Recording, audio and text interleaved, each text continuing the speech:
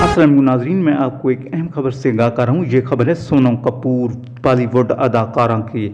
इसका दिल बाबर आजम पर आ चुका है। ये पहले भी पैगामात भिजवा चुकी हैं, लेकिन आपसे छोटी सी गुजारिश है कि सबसे पहले मेरे चैनल को सब्सक्राइब करें और साथ ही दिए गए बेल आइकन को प्रेस करना ना भूलें, ताकि हम आपको नई वीडियो और नई मालूमात बर वक्त पहुँचाते रहें।